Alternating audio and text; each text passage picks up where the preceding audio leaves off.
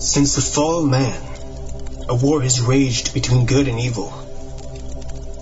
Over the centuries, this war has distorted the truth. Now the truth is perceived as lies, and lies acknowledged as truth. To this day, the battle continues as we investigate and debate the truth behind the history and mystery of the universe. We are Paratruth Radio.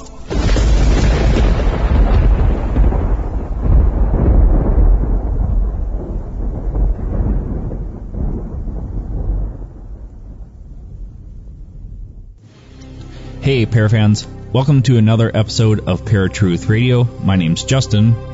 Eric took the night off tonight, so I am flying solo. Tonight we're going to be talking about hauntings, specifically hauntings in plantations. We're going to be having on special guest Richard Southall about his book, Haunted Plantations of the South. Now Paratruth presents Plantations, the Haunted South, with special guest Richard Southall. All right, so we've got some really amazing questions for Richard Southall, so let's get him on the line right now. All right, Richard, welcome to Paratruth Radio.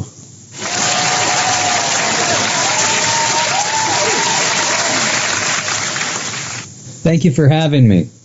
Sure. Now, before we get started, I wanted to give you a chance to tell everybody where they can find you, find your book, a little bit about yourself, all that good stuff. Okay, as everybody would probably know, my name's Richard Southall. I've written a series of books through Llewellyn Worldwide, including How to Be a Ghost Hunter, Haunted Route 66, Ghost of America's Legendary Highway, and most recently, Haunted Plantations of the South. You can find the books on Amazon.com, at your local bookstore, or from Llewellyn.com. If anybody's interested in getting in contact with me directly, I have an email address simply as hauntedplantations@gmail.com. As for me, I would say that I became involved with the paranormal as in my early teens. Ended up moving into a house in rural West Virginia. Found out it was haunted shortly after we moved in. Started doing some investigations, spoke to some neighbors, and so on and so forth. And let's just say sometimes your life chooses you. Yeah, most definitely. Is that kind of what got you started into ghost hunting? It is. I was probably 14 or 15. Like I said, we had just moved into a small farmhouse, and periodically we would hear these steps, these like large stomps coming down the steps from the second floor to the first floor, and we checked. There was nothing there. Originally, I thought it was my brother playing a joke on me until we were watching TV at the same time, and we heard it. And from that time on, there have been a few apparitions here and there, but I got involved in that, and also I lived not too far from Point Pleasant, West Virginia, which is where the infamous Mothman story had taken place. Right. Did that interest you when you, did that make you want to move to Point Pleasant, or was that just a side effect of when you were moving there? No, it was a side effect. Oh. I had lived in that area my whole life. We had just moved to another location, but yeah, so at that point, that got me interested in the paranormal and just the experiences in the house, and just literally it was like maybe a 20-minute drive to Point Pleasant, and that's what got it started, and I've been doing ghost hunting since. I mean, this was back in the late 1980s. There weren't any shows like Ghost Adventures or anything along those lines, but I guess I did ghost hunting before it was really popular. Right. Well, and paranormal has become more and more mainstream. Back in the 70s, 60s, 70s, 80s, it was a very taboo topic. Right. The thing is, I think more people were interested in it than meets the eye, simply because look at all the books that have been written about it. But the one thing that we've got today that we didn't have then was the internet. We weren't able to find a way to communicate with each other and find people with similar interests. I think that we've got the shows and the fact that ghost hunting has gone mainstream partly because of the internet. Right, exactly. Now, everybody knows about haunted businesses, haunted houses. Why haunted plantations? What made you want to do a book on that? Well, originally I went ahead and did the book on haunted Route 66, and I knew there was such an emotional connection with the people and the locations they had haunted. Now, in regards to Route 66, it's less than 100 years old. It was founded in 1926, and I started doing some checking, and many of these plantations in the South, my gosh, they go back 200 to 300 years. Mm-hmm. And again, usually whenever there's a haunting, there's an emotional connection. And considering some of the events that took place in the South and on and near the plantations, it would just make sense that these locations would be as haunted or more haunted than others. Now, going through the book and looking at how many there were, did you have any that stick out in your mind? Oh, there's actually a few. Well, originally, whenever I was doing research for the book, I had over 200 plantations, and I narrowed it down to over 65, which are included in the book. But I'd have to say there's probably 3 or 4 that really catch my attention, but one in particular is called the Hampton Plantation out of Mcclellanville, South Carolina. Now, this was a plantation house that was built in 1735 by a man named Frederick Rutledge, and when his son John Rutledge was of age, he inherited the plantation and all the responsibilities with it. However, what was typical during the day was that plantation owners would often marry the daughters of other plantation owners, because a lot of the cases the women were raised to a certain lifestyle, just like the men were. They were expected to be ladies, the men were expected to be gentlemen, and one thing led to another, and then we had several plantations that merged. But in this case, what John did was he fell in love with a local lady that had no background in working or even living on a plantation. Now, he asked for her hand in marriage from her father. He turned her down, and his family forbade John from ever seeing her again, which wasn't uncommon during that time. But anyway, make a long story short, he fell into a deep depression. Family members had arranged to have a series of parties or balls at the plantation house, in hopes that he would meet and fall in love with one of the plantation owner's daughters.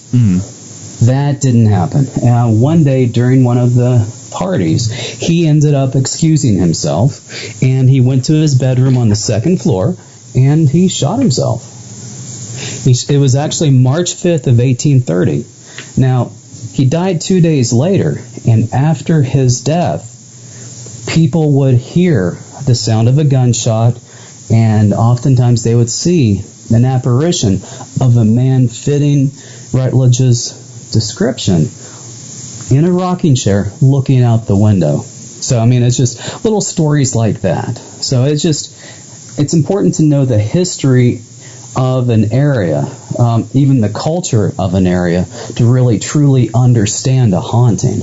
Right. So, if that makes sense. Right, yeah. And as a ghost hunter, you have to do the research to find out what or who may be there. So it's kind of interesting to get into that. I sometimes feel that getting into the history of it is way more interesting than doing the ghost hunting part of it. In some cases, I'd agree. Yeah.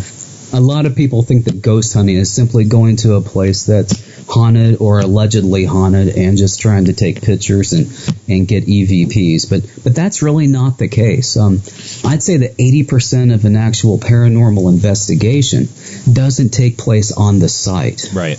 It takes place by doing research, by actually interviewing eyewitnesses. debunk things, so to speak.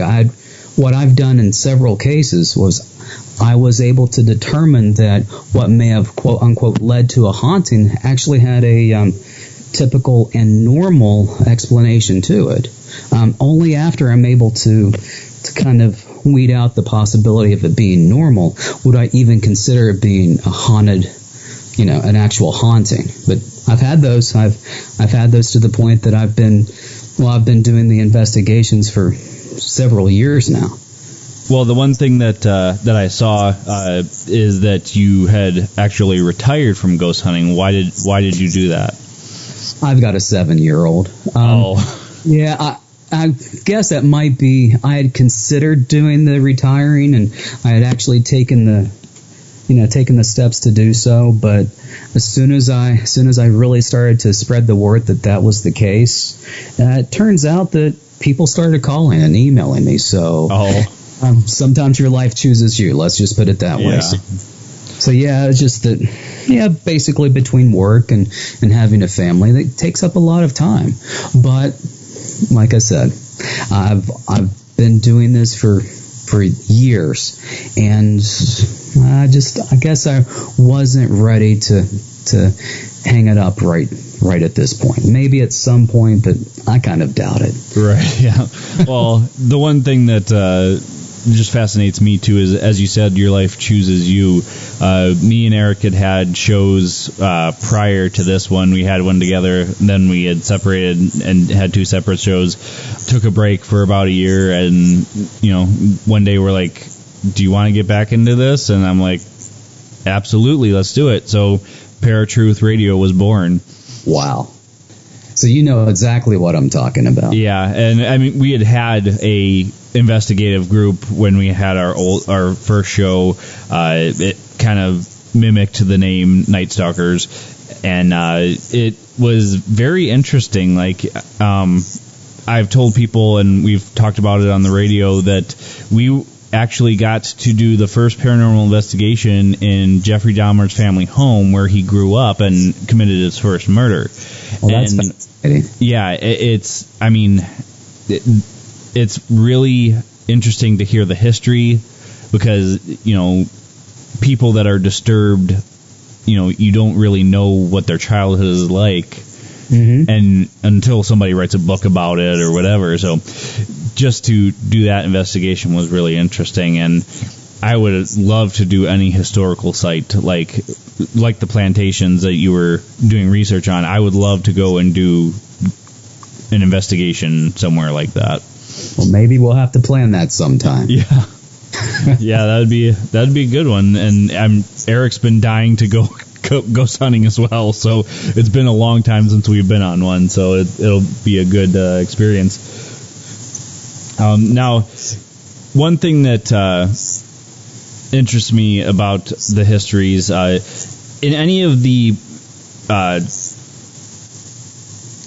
documentation that you went through, the research that you did you ever find that these plantations were haunted before people, before the plantations went under? Yeah, in some cases there were some plantations that had reports of hauntings. Mostly it had to do with either soldiers that had died in front of or in the plantation. Now, what usually happened was many of the plantation houses, what they would do is whenever there was a battle that was nearby, the soldiers, the troops, would actually commandeer and take over the plantation house. And, well, they turned it into a makeshift hospital. Obviously, some of the soldiers would die, and pretty much they'd be in agony when they did so. Now, in some cases, the family members were able to move in after the Civil War had ended, or it was purchased by other individuals. And at that point, there were several accounts of either the slaves, or in many cases, the soldiers actually having haunted a place even before the turn of the 20th century.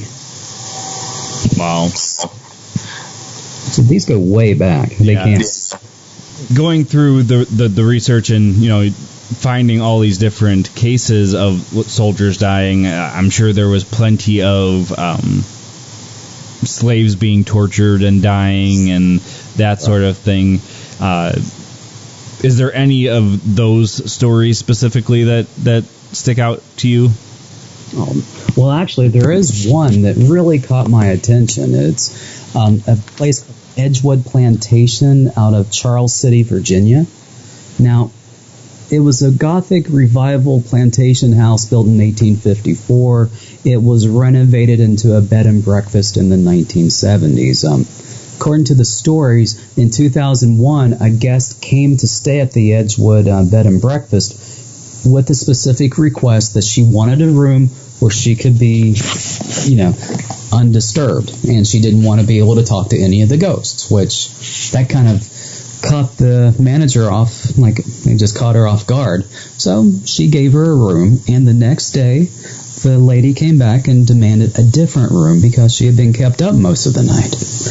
Now, the manager was able to give her a different room per her request, and the next morning the lady got up and she checked out, saying that she had been talking with a young man by the name of Aaron Young.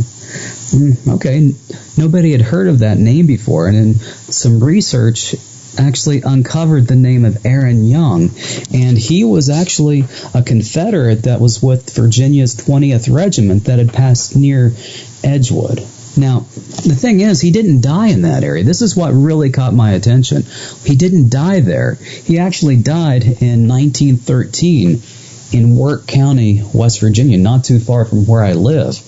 Now, and that goes to show that sometimes a haunting doesn't have to be associated with a death. It has to do, in a lot of cases, with an emotional connection. So... Yeah, well, and I truly believe that as well. There's a lot of people that believe that ghosts are here for a reason. They are human spirits that stayed behind. My co-host Eric comes from a Christian standpoint, and he believes that ghosts and hauntings are demonic in nature, just because they seem like ghosts. That they're just trying to deceive us. Where are your beliefs on that? I've been asked this question several times, and I've had to do a lot of thinking about it. First of all, in most cases, I simply believe that hauntings, or ghosts, if you want to call them that, are recordings. Something happens, it leaves an impression, and it tends to play back periodically. I think that in a lot of cases you get the electrical disturbances, like if you get a flashlight or a camera that is in a haunted area, it tends to drain batteries. It could almost, in essence, be recharging it. But my thought is most of them are recordings. Now, there are spirits, I believe, in addition. I think that in regards to spirits, sometimes the people may not realize that they've died. They may have died so suddenly or even violently that they may not even realize that they've passed on. So they're kind of stuck, if you will. The other ones would be they have unfinished business. So I know of people that have been at the point of death. They have simply, and this is just not necessarily in regards to hauntings, it has to do with human nature, that they were on the point of dying, but they've held on just to say goodbye to a family member that was coming in from out of town. So if somebody's got that much of a control over, whether they pass on or not, I mean, if someone's got unfinished business and they've got a very strong emotional connection to that unfinished business, my gosh, it only goes to reason that we would have hauntings in that case. But in a nutshell, ghosts are pretty much non-sentient. Spirits would be sentient. Right. All right, folks. We are talking to Richard Southall about his book, Haunted Plantations of the South. We'll be back in just a few minutes after Eric's Random Fact of the Day. Now, Eric's Random Fact of the Day. Did you know that cockroaches can make group decisions? According to FactSides.com, when 50 cockroaches are presented with 3 shelters that can only house 40, they'll split evenly into 2 groups and leave 1 shelter empty.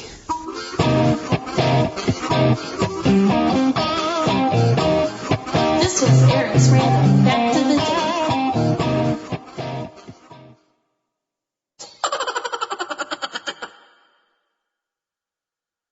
All right, folks, welcome back to Paratruth Radio. My name's Justin. I'm flying solo tonight. My co-host Eric is out for today.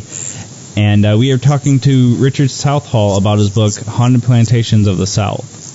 Now, Richard, one thing that has kind of been rattling around in my mind since we talked a couple days ago to get you set up on Skype was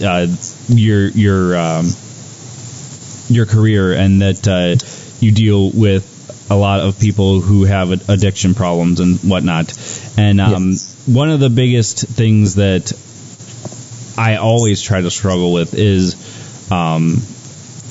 is hauntings something that is actually happening to people, or are people, maybe there's a mental disorder there that they're having problems with and they've just not been diagnosed, or there could be drugs involved too. The one thing that I wanted to ask you is, as a ghost hunter, do you always ask people those types of questions, or is it something that you wait to be prompted for?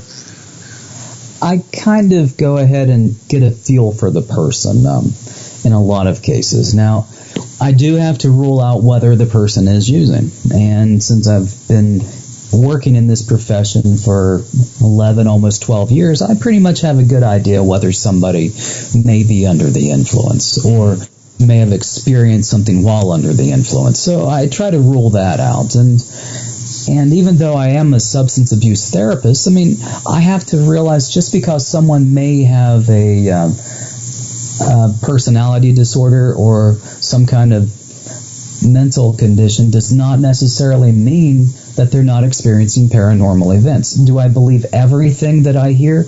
No, I have to look at things. One, I try to debunk it first. Right. And then I try to find logical explanations for anything that might be considered a haunting. I usually, whenever I do an investigation, if there's more than one witness, I'll talk to them separately so that they wouldn't necessarily feed off of each other, so to speak. In regards to substances, my gosh, if you take a look at crystal meth or even bath salts in some occasions, that people can be up for days at a time. Now, that being the case, whenever they're up for any length of time, people commonly report what's called shadow people. Now, we've all heard of shadow people in regards to the paranormal. Yep. Now, in this case, what it is that the body is so tired and it just simply can't rest, is that the brain is actually sleeping while it's awake, if that makes any sense. So you get to see the shadow people out of the corner of your eye. So that I don't think would be paranormal. Of course, you get people that try hallucinogens. Of course, that in some cases can mimic a near-death experience, so to speak. It can alter your perception. So what I need to do is make certain that any kind of paranormal event doesn't necessarily fit into that potential category. I want to make sure that I'm getting as accurate of information as I can. Right. Another thing that I think about just in regards to mental disorder and substance abuse and that sort of thing, when there is a haunting, like a really bad haunting, and some people could call it a demonic haunting, there are people that believe that spirits that get caught here tend to get angry and get a little bit dark. Do you think that people with mental disorders and using substances, that it can affect them more than the average person? Never really thought about it that way, but I can understand that in regards to certain substances, your inhibitions tend to go down and your guard tends to go down, and that might increase the susceptibility of a paranormal event affecting you. So if you think about that, so that'd be my short answer to that. I could get back with you with a more detailed answer. Right. Well, one of the things that I sometimes wonder with these hauntings in historical places like the Plantations. In any of the plantation stories that you came across or the history, did you come across any where people were using, I don't know, witchcraft, Ouija boards, because there were such things back then as well. Did you find anything like that?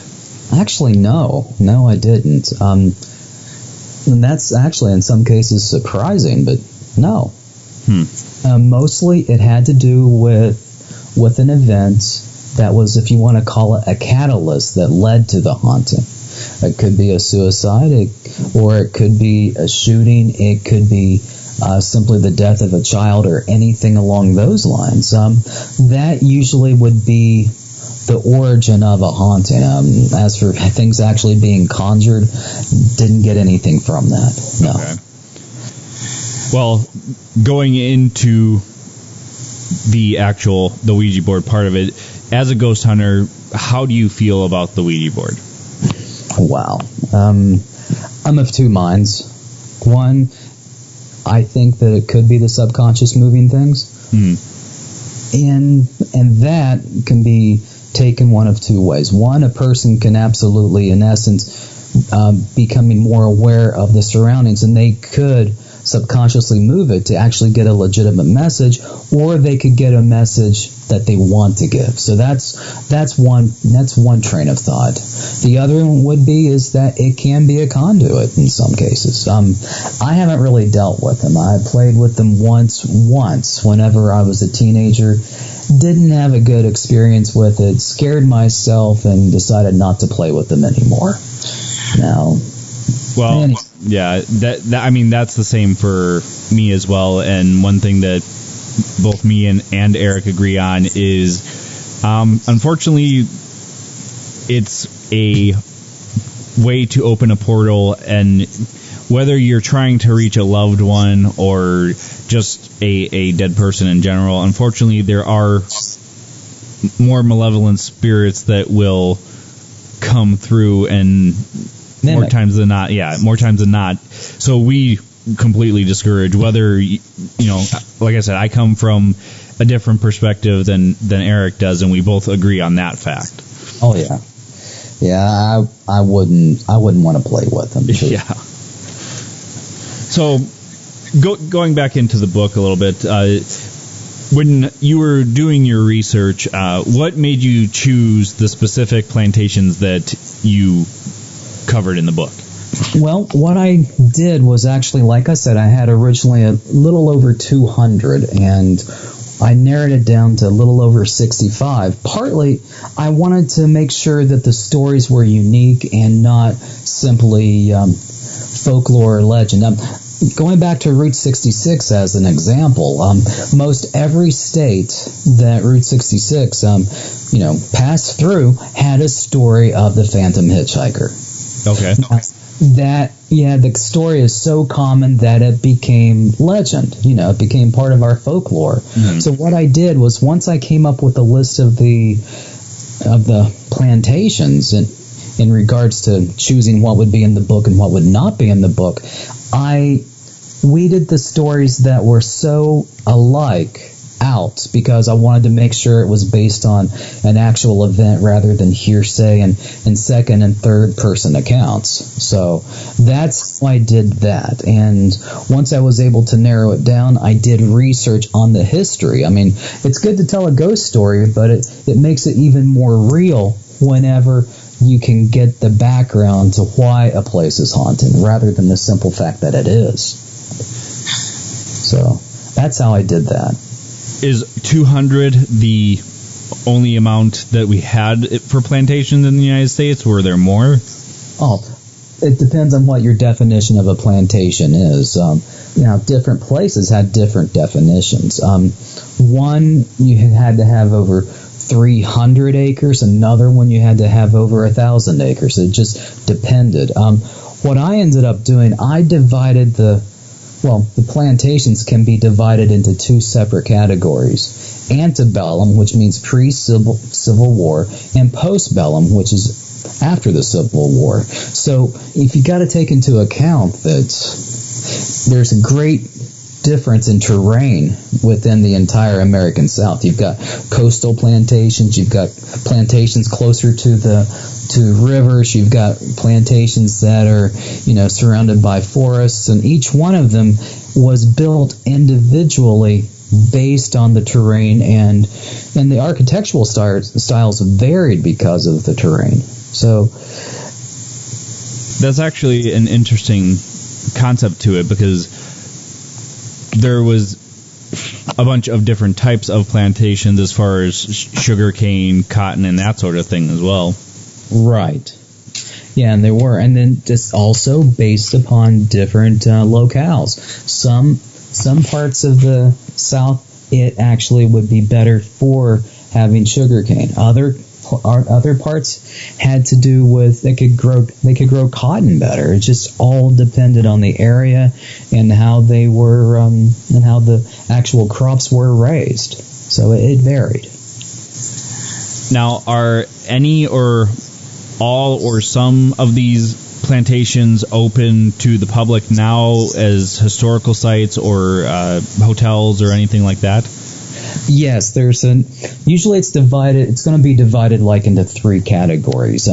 First one's going to be a private residence. What I usually do is, if it is a private residence, I would either again take that out of the book, or if I was given permission, then I would include that in a book with an indication that it's a private residence. Another would be the bed and breakfast. A large number of the plantations listed in the book, they are bed and breakfast, or places that you can visit during the day. And the third category, I would say, would be museums or state parks.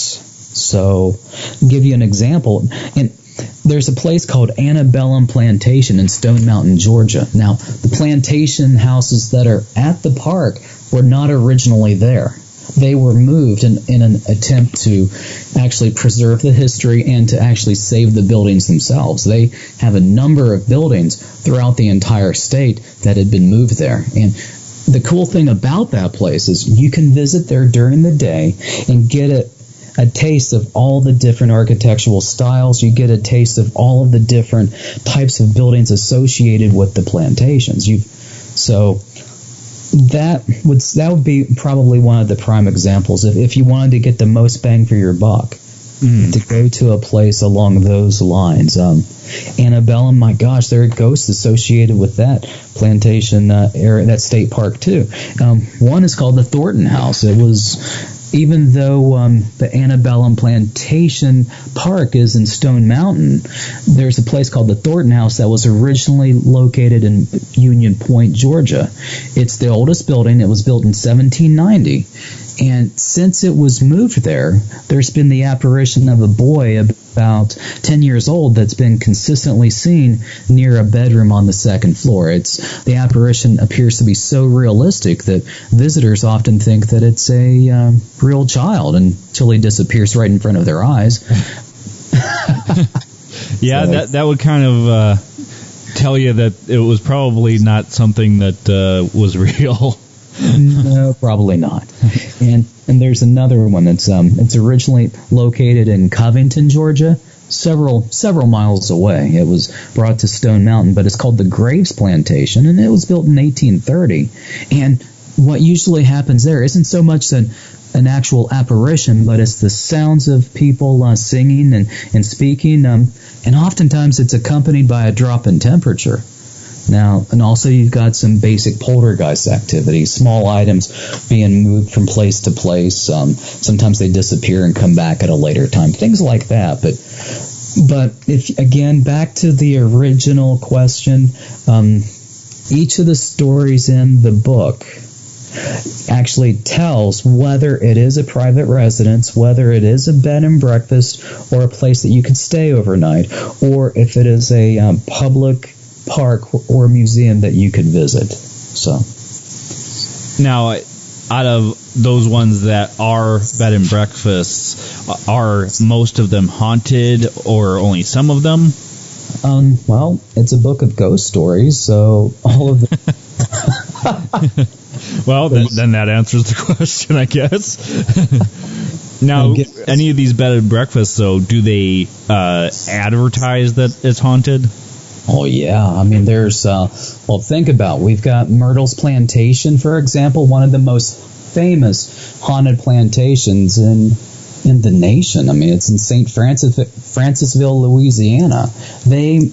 Their claim to fame is that their plantation is haunted, that their bed and breakfast is haunted, and people are waiting months just to spend the night in a room to actually catch the apparition of William Winter, who ended up dying, actually got shot in front of his house, in front of the mansion on January 26th of 1871. So people are wanting to see his apparition. They're wanting to see the apparition or experiencing the ghost of his mistress Chloe. Or there's even, by what I understand, there's a mirror there that, if you look into it, you can almost see the either handprints or the faces of some of the ghosts that are allegedly haunting the area. So the Myrtles embraces this. So and other plantations that have been turned into bed and breakfasts have also embraced it.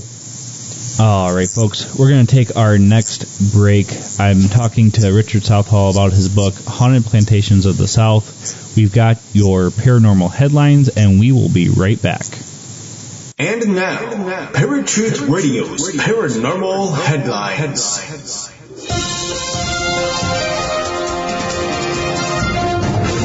Hey, Parafans, Justin here with your paranormal headlines. These headlines are from altereddimensions.net. Scientists baffled by mysterious dancing ball of light caught on CCTV camera in synagogue. For all intents and purposes, you would assume this mysterious globe of light captured on CCTV video was a rare but explainable case of ball lightning. Trouble is, the locals reported the weather was clear with not a lightning storm in sight. Rabbi Michael Oishi discovered the oddity when reviewing CCTV footage taken at his synagogue. Oishi says the video was shot around 4 a.m. on May 28, 2015 at the Gleimat Rosa Synagogue in Zaporozhye in southeast Ukraine. Unable to discern what the strange floating globe was, he shared the video on Facebook with this message. Strange things happened in the synagogue around 4 o'clock in the morning. Experts believe the video is authentic but are unable to provide a viable explanation of the dancing ball of light. Theories include ball lightning. At the time, the weather was not conducive to ball lightning, which is a rare glowing ball of plasma electrical energy, sometimes formed during electrical storms, or an infrared light shown on the camera, which could not produce the 3D movement we clearly see in the video. Others have proposed an angel, a strange low-flying UFO or alien probe, or possibly a ghostly spirit. Oishi says he's going to assume it was ball lightning and noted that he was amused his synagogue got such wide exposure and hoped that the attention would help get the word out to local Jews. I can say that I'm happy the lightning came because it's an opportunity to show our synagogue to local Jews in another way, not only in religious terms. It's an opportunity for us to bring the synagogue to the people, so the synagogue will be talked about among people in the city. However, others aren't so quick to buy the ball lightning explanation. One local woman said, "This looks more extraterrestrial or paranormal to me, but why ghosts or aliens would be visiting this place, I have no idea." Oh, we have an idea. The newly built synagogue and Jewish community center came under attack just last year from local hooligans with Molotov cocktails. The video, which shows the entryway to the synagogue, clearly defined basketball-sized globe of light enters the frame from above.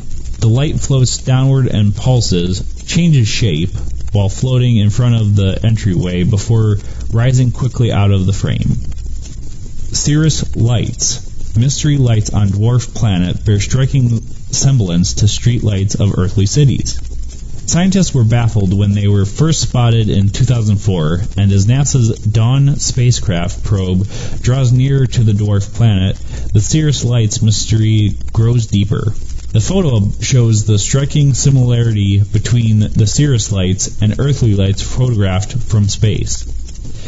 That they look near identical is easily apparent. Chris Russell, principal investigator for the unmanned Dawn mission at the University of California, Los Angeles, agreed that the origin of the lights has scientists scratching their heads. The bright spots in this configuration make Cirrus unique from anything we've seen before in the solar system. Cirrus is the largest object in the asteroid belt, which lies between the orbits of Mars and Jupiter. As of June 6, 2015, Dawn is now within 2,700 miles above Cirrus' surface and is set to descend to 900 miles above the dwarf planet in August.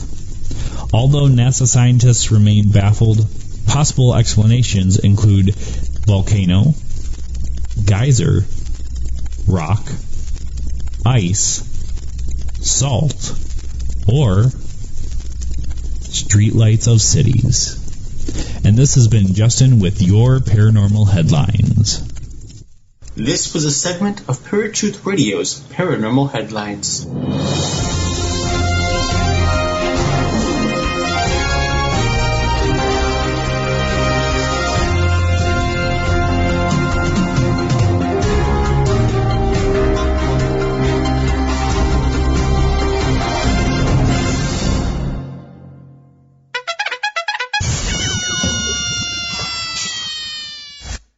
All right, folks, welcome back to Paratruth Radio. My name is Justin. Again, if you've been listening, I've been flying solo today, so Eric will be back next week. I've been talking to Richard Southall about his book, Haunted Plantations of the South. Now, Richard, we had just gotten done talking about the different bed and breakfasts that advertise hauntings. The one guest that we had on couple months ago, I believe, was Charles Cassidy. He done a ghost on, done a book, on Cleveland ghosts, and he had said that there's more and more people that are advertising that their businesses are haunted. I just wanted to get your intake on that. Like, how do you feel? Is it becoming more common? Okay. Well, I rarely look at things in black and white. It could be one that the paranormal's gone mainstream, so pretty much the paranormal has become normal. So the people that may have been hesitant to share their ghost stories are now coming forth. So they might be able to share those stories that they weren't able to in the past. Right. Or it could be an advertising thing to get more business. So that's going to be up to the individual guest to determine. I mean, part of it is for entertainment value, if you want to think about it that way. We like to be scared. Right. Well, and one of the biggest places in Ohio is Mansfield Prison.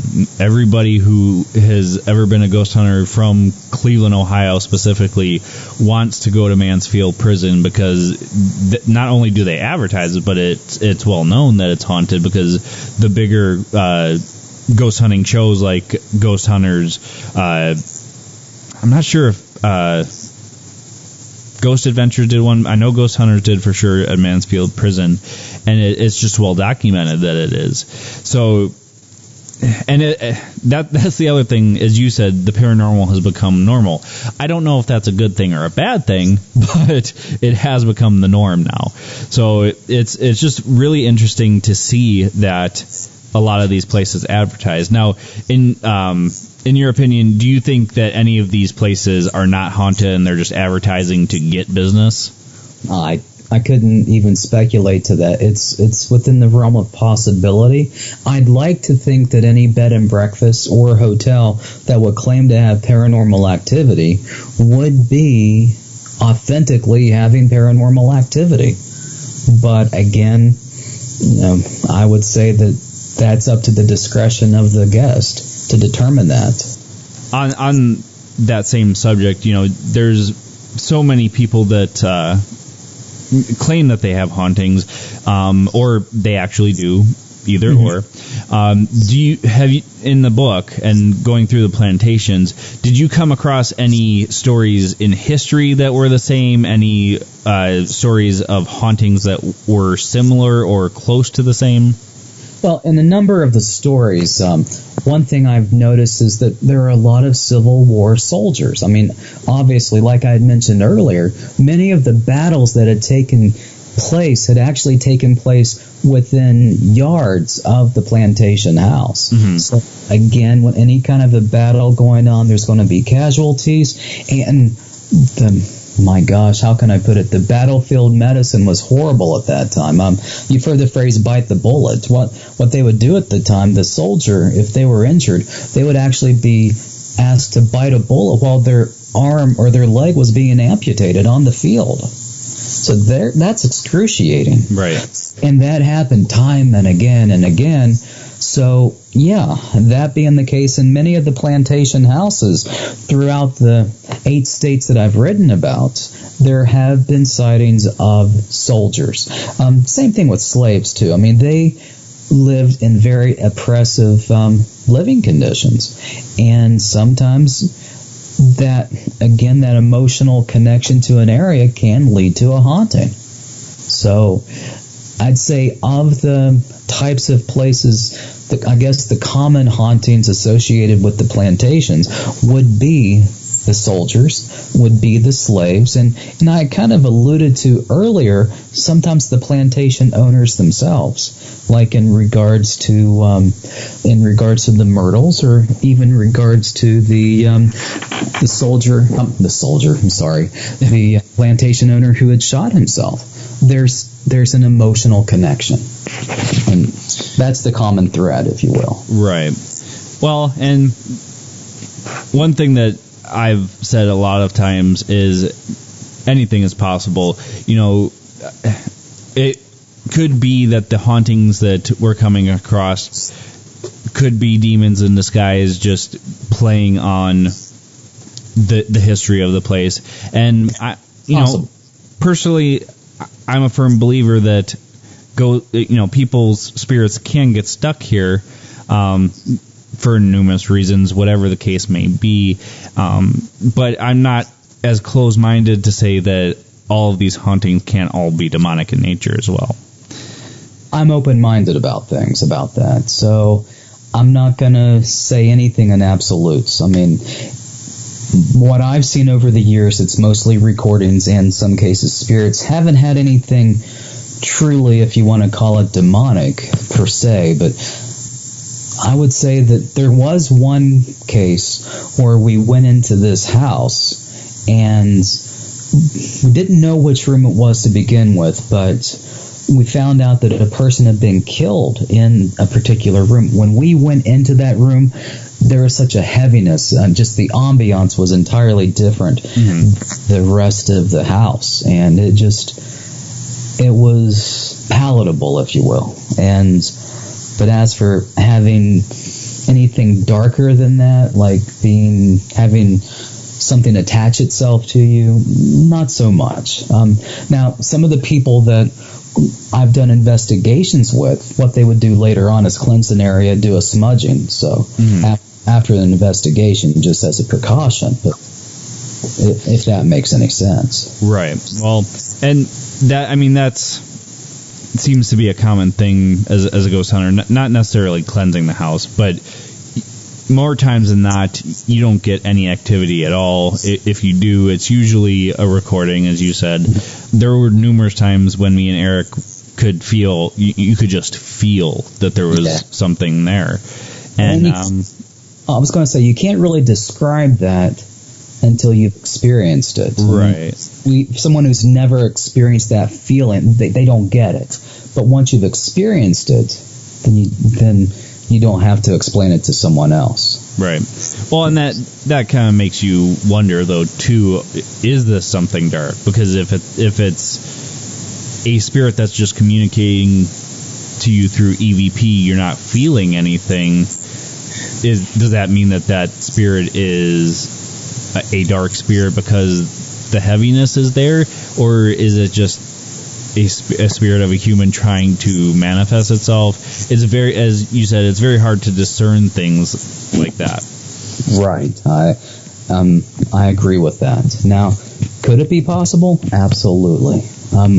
Have I truly experienced anything demonic?